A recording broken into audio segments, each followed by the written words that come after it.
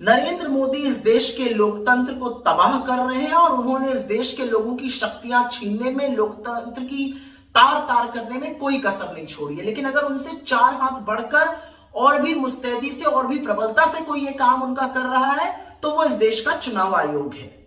आज चुनाव आयोग ने राज्य चुनाव आयोग अधिकारियों को लिखकर निर्देशित किया कि चुनाव संबंधित वीडियो या फोटोग्राफ्स 45 दिन बाद डिलीट किए जा सकते हैं। मतलब 45 दिन तक अगर किसी चुनाव में याचिका दायर ना हो तो चुनाव संबंधित जो वीडियोस हैं, जो फोटोग्राफ्स हैं, जो जांच में काम आ सकते हैं, उनको रिकॉर्ड से ही डिलीट किया जा सकता है। अभी तक नियम ये था कि वो 1 साल तक रखे जा सकते थे, जिससे लोकतंत्र में अगर कोई सवाल उठे तो ये सारी चीजें सबूत के तौर पर जांच में काम आ सके।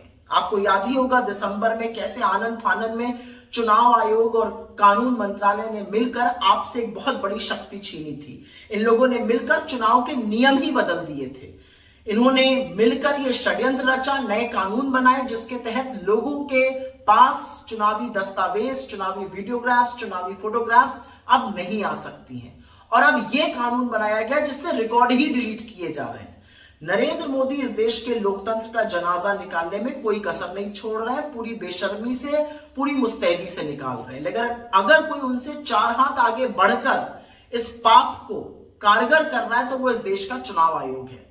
इस देश का चुनाव आयोग इस देश की एक संवैधानिक संस्था है। इट्स अ कॉन्स्टिट्यूशनल बॉडी जिसकी रिस्पॉन्सिबिलिटी न सिर्फ फ्री एंड फेयर निष्पक्ष चुनाव कराना है, बल्कि यह भी है कि लोगों का चुनावी प्रणाली में विश्वास बना रहे।